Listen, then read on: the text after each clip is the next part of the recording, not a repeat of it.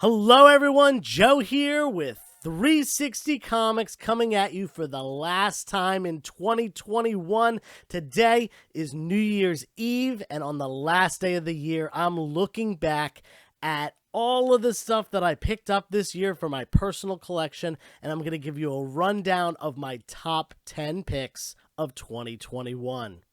Make sure you stay up to date with everything we're doing by hitting that subscribe button, and also give this video a thumbs up and leave a comment down below for your chance to win this copy of Alpha Flight number 1. And don't forget, go check out our other videos as well, like them and comment on them for additional chances to win. We're gonna pick a winner once we hit 1,200 subscribers here on YouTube.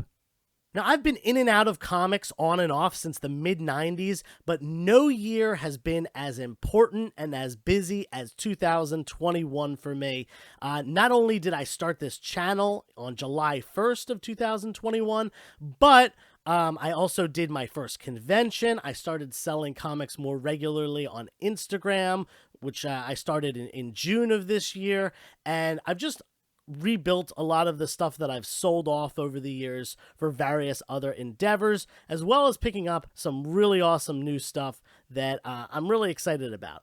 So I've got my 10 top picks of 2021 in front of me. They are in order of kind of what they mean to me, not necessarily price order. These also are just not necessarily the 10 most expensive books that I got, but I think the 2 or 3 most expensive that I bought are all here in this list, but that doesn't necessarily mean that it automatically makes its way onto the list. So let's get into it with number 10. It was really tough for me to pick a book for this last spot on the list. Honestly, I had about 5 books that I was deciding on, but ultimately this guy won out right here and I decided to go with it. We've got Fantastic Four number 110. Now, not only is this the first cover appearance of Agatha Harkness, who we see right there, but it's also an error variant. You might notice that it looks a little funny. The Thing, not normally green. The Fantastic Four's uniforms, not normally this pink color. It's because this is a printing error. What happened was 2 of the color plates, I believe cyan and magenta, were switched. So that's like the blues and the reds were switched, meaning that everything that was normally blue came out red, everything that was red came out blue, and all the mixed colors with any of those were mixed up as well. So instead of Thing being more of like an orangey tan color, he ended up green. Really cool thing. Pretty rare as well. This book is already a kind of pricey book, given it's a 15-cent Fantastic Four book with some key significance. First cover of Agatha, who now is like a pretty major player, given that she was in WandaVision. She's getting her own show. I love errors. I actually made a video about them once, and I plan to do more of those in the future. I was actually thinking about selling this when I first got it, but really it's grown on me. You can actually see there's still the stickers on it where I had it priced, but I decided I'm keeping this one for the personal collection. I'm definitely going to clean and press it and get it graded eventually. Just got to find that time to do so. So that's number 10 on the list. Let's move down to number 9. I was lucky with the timing of when I bought this book. I picked it up at the very beginning of the year. This actually might have been one of the first slabs that I purchased in the new year, and I got in just before there was a pretty big increase in price. Now, it has settled down a little bit since then, and I think, honestly, it's probably a pretty good time to get in on this book. We've got The Amazing Spider-Man number 4. This is volume 3 of ASM, and this is the first appearance of Silk. Cindy Moon in this issue becomes Silk for the first time, is shown as Silk. She does have a cameo appearance in the first issue of this run, but it is very brief. It's only her ankle that's shown being bit by the radioactive spider. She does appear for the first time in this book as Silk, and there's a couple other keys in this run involving the character, such as her first time in her new costume and things like that. But this is the money book. This is the one you want to pick up. If I remember correctly, I think I paid $275 or $250, something like that for it. And like I said, it shot up and was selling for $450, $500 during the high point of this year, and has kind of relaxed down into the 300s now. Still more than what I bought it for. I think this character has some longevity. One of my favorite modern age characters. There's so much hype on Spider-Gwen, but honestly, I like Silk more than I like Spider-Gwen. That's my personal opinion. I know a lot of people will disagree with that, but I see this character doing some things in the MCU, whether that all-female cast movie or show pops off. I know there's been rumors about that. There's also been rumors about an Agents of Atlas story arc, which would be an all-Asian team, which might include her. Who knows what's going to happen? Either way, this is just a really great Spidey key that I needed to pick up because I am so into this character. Coming in at number 8 on the list, we've probably got the most obscure book. I don't think the vast majority of you would know what this is, and honestly, I didn't know what it was until this year either. We've got Men's Adventures number 25, all the way back from 1954? Yeah, 1954. Atlas Comics, which was Marvel before they took on the name Marvel in the early 60s. And after they had the name Timely for a while during the 30s and 40s.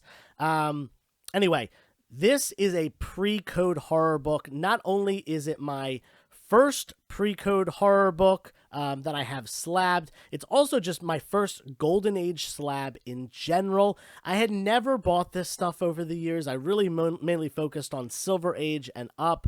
When I was younger, I was really only collecting bronze and up because of how expensive things are.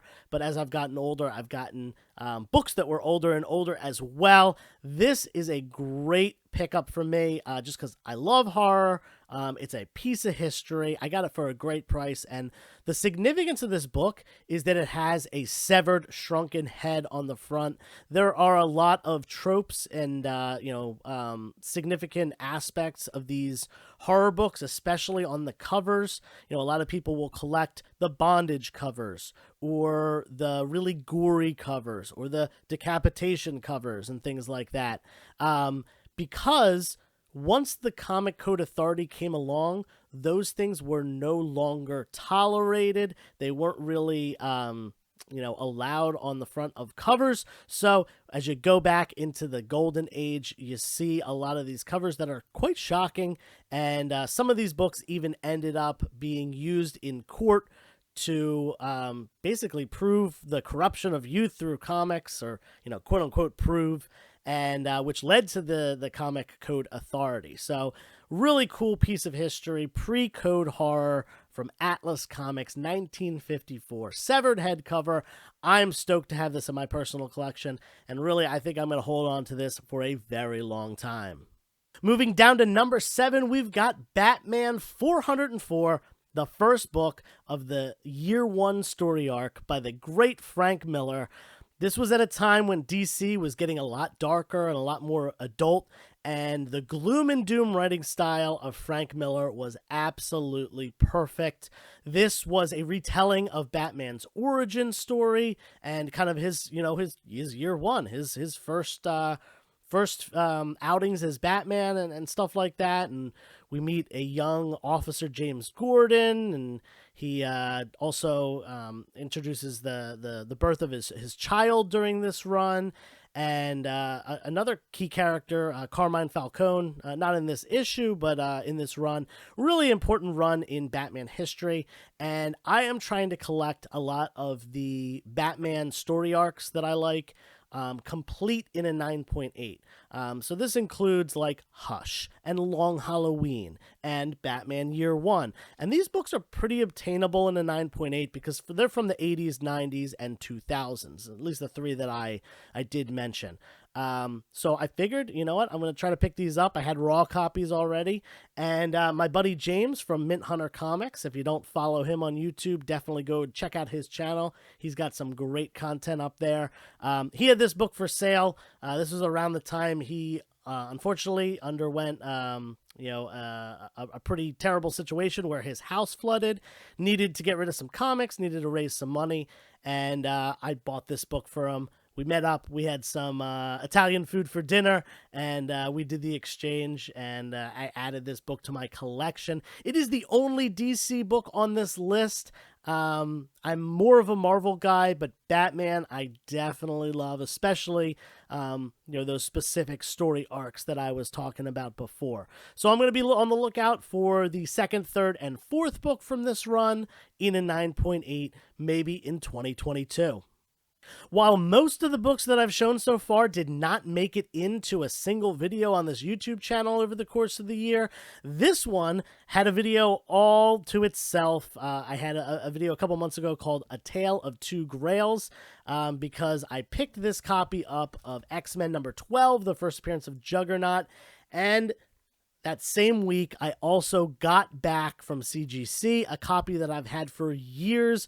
I bought this off the shelf for I think I spent $85. I'm pretty sure my LCS had it for $100, and it was on sale, 15% off. This is years ago. It was a pretty good price then, and it's definitely a great price now. It came back from CGC around the same week that I picked up this other copy. It's definitely a higher grade, this second copy, so I'm going to be getting this one graded. This one's probably more in the 4.5 range. I'm not really sure. I'm not sure how much they're going to take off due to that stamp right there, but we will see when it eventually comes back. But anyway, I'm going to give you guys a little 2-for-1 here, not with that book, but with another copy of X-Men 12 that I just picked up the other week. Another local store in my area, they got an X-Men collection in, and they already had it for a pretty good price, but I was able to bundle a lot of the X-Men books that I wanted in that collection, put them all together and get even more of a discount, and I got a great deal. I missed out on some heavy hitters in that collection. I know there was an X-Men 3 and an X-Men 14 that sold before I got there. I wish I had gotten those as well, but this great copy of X-Men 12 was in there. I think the grade is a little bit lower, but then again, it doesn't have the stamp on the X, so maybe this one will end up higher. There's certainly more color breaks on this copy, but it doesn't have the ink stamp. So I'm going to, clean and press both of them, send them both to CGC, and I'm going to take some guesses at what they're going to come back as, and we'll have to wait until they come back and see exactly where they ended up. Coming in at number 5, the first of 2 indie books that are on the list, we've got Witches number 1 in a 9.8 white pages, signed by both the writer, Scott Snyder, and the artist, Jock. I am a huge fan of both of those creators, as well as this story in general. This is not only my favorite horror book, but it's also my favorite indie book that I have ever read. It is a 6-issue volume 1, and then there was a one-shot Halloween special a couple years ago as well. We're getting news just last month in November that volume 2 is going to be coming in 2022, probably around Halloween time. They always release these books right around Halloween, and I am more stoked than ever about it. The original run, this book came out in 2014, and they've been hinting at that volume 2 coming out for years. And actually, it was optioned at one point, and I believe it was picked up by Brad Pitt or Brad Pitt's company or something like that, but nothing was ever made. There's been some speculation this year as to Scott Snyder working with a studio, but nothing official has been announced yet. I think they had a pilot written last time I checked, but I don't know if that's going to happen. Anyway, I've had this book in a 9.8. I actually have multiple copies in a 9.8 of both the regular cover and the Ghost variant cover. I'm pretty sure I have all of the cover A's from this entire run in a 9.8, and I have some of the variants and exclusive variants in a 9.8 as well. I'm really trying to complete every single cover in a 9.8, but there's some that are a little bit more rare that are quite pricey that I'm going to have to probably wait to get my hands on. That being said, this one is kind of my favorite out of the bunch, and it is the only book in my personal collection with a yellow label. I am not big on signatures, but for this book, I really wanted it, and it also just was a good price at the time. I think I got it for not much more than a 9.8 goes for. So I had to pick it up. It's kind of hard to see in the video, but it's signed in red ink, this like blood red color, and it really goes with that horror theme. If you haven't checked out this book yet, I definitely advise it, and if you ever see a copy, I would pick it up. While the previous 6 issues are all really great keys and awesome books, I would consider these last 4 Grails to me. And you knew it was coming eventually. I had it in the beginning of the video. We've got Daredevil #1. We've got 3.5 off-white to white pages. Just a really nice, beautiful, kind of low mid-grade copy of the first appearance of not only Matt Murdock, Daredevil, but also Foggy Nelson and Karen Page. This, people say it all the time, and I totally agree. This is an undervalued Silver Age key. Do I ever think it'll be as much as X-Men 1, ASM 1, or Amazing Fantasy 15, or Fantastic Four 1? No. It's not that kind of caliber of book, but it's still significantly lower than where I think it should be. Spoiler alerts, if you haven't seen the new Spider-Man movie yet, No Way Home, Charlie Cox appears in it. He is in it only for about 30 seconds, but it is a very memorable cameo, and I think it is a hint at what's to come in the MCU.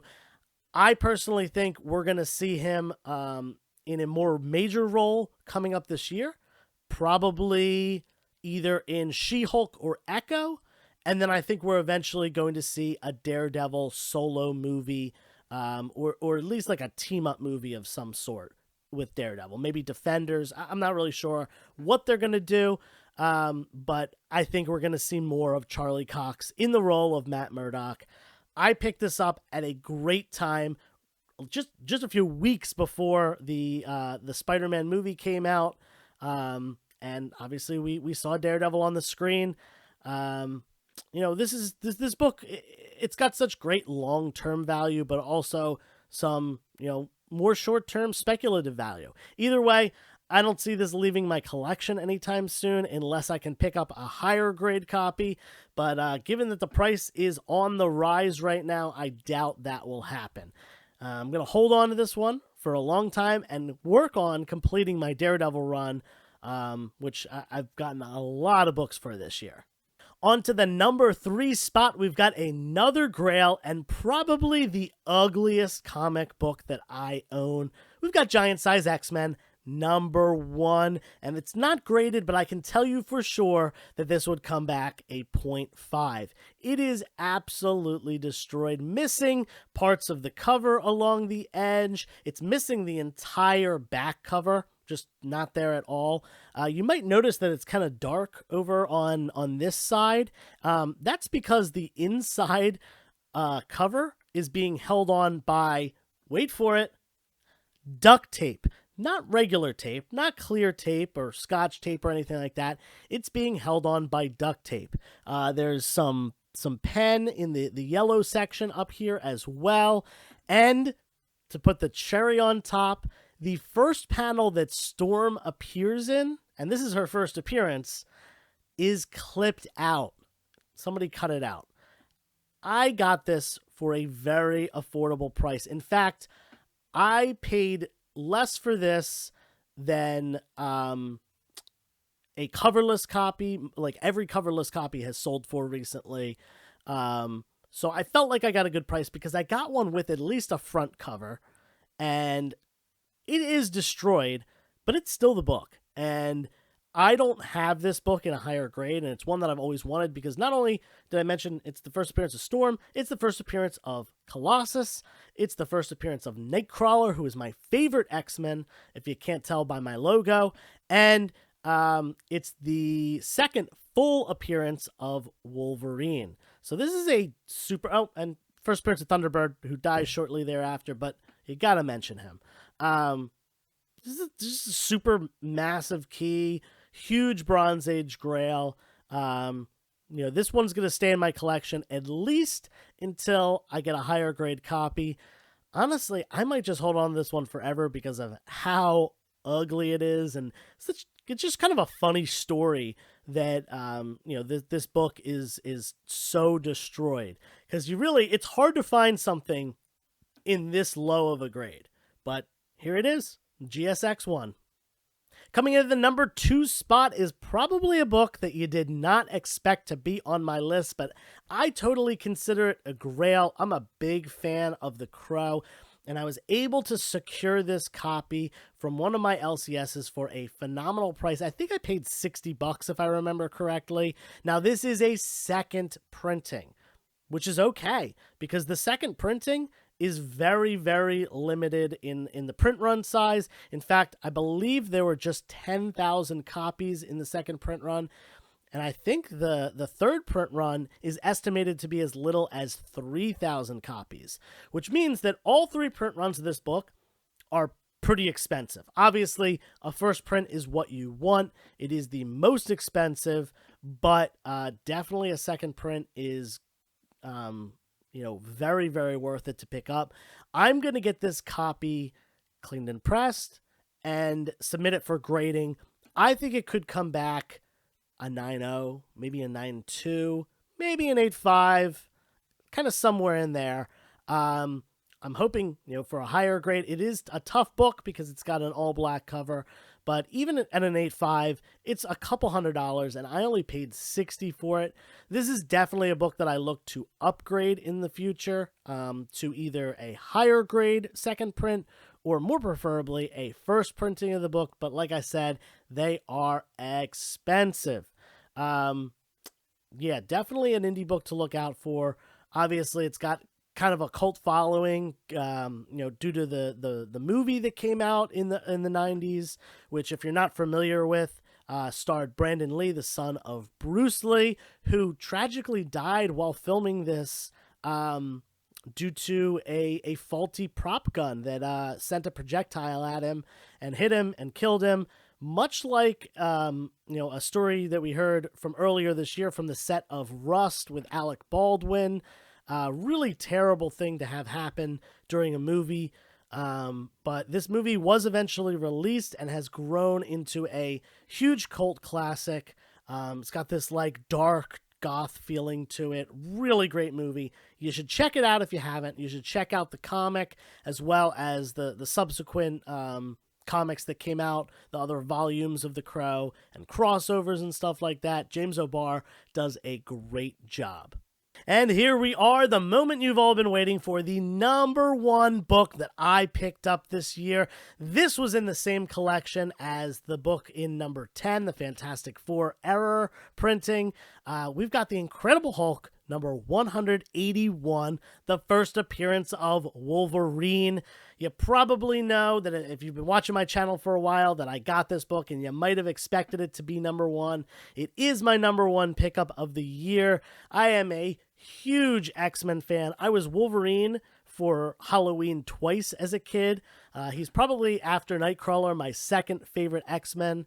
And this is just such a grail. You know what it is. It's, one of the biggest, if not the biggest book of the Bronze Age. And everyone's looking for it all the time. Anytime you find a Bronze Age collection, you hope it's in there. It's usually not, but every once in a while you get lucky, and that's what happened to me this year. I was purchasing a pretty big Bronze and early Copper Age collection, and I bought it. I brought it home. I didn't see this in there because I didn't look through the whole collection while I was at the guy's house, But I got home and I found this in there, and I still have yet to go over and give him an additional check because I would like to give him some more money. But I haven't sold a lot of the books from the collection yet, so I'm probably going to wait until I sell a couple more and then, throw him a couple extra bones because this book was in there and I didn't originally see it. I ended up actually giving him more than he was really asking for the collection because I saw other good stuff. But, good comic karma to go back at some point, pay him a visit, and write him a check. Yeah, I am so stoked to have this book. I mentioned it before that I was thinking about possibly, well, definitely grading it, but also possibly trading it for a lower grade Hulk 181 plus cash. I think I'm just going to keep this copy. I think I want to just hold the higher grade copy in my personal collection. I doubt I'll be upgrading this anytime soon because as you get up there, you're getting, over the $5,000 mark, close to the $10,000 mark for grades higher than this one.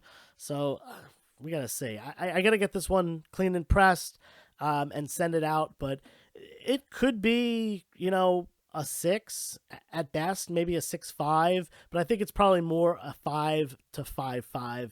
I've looked it over quite a bit. There's a little bit of a range there, but, I am not a professional grader. I'm not the best at eyeballing things, but I'm trying to get better at it.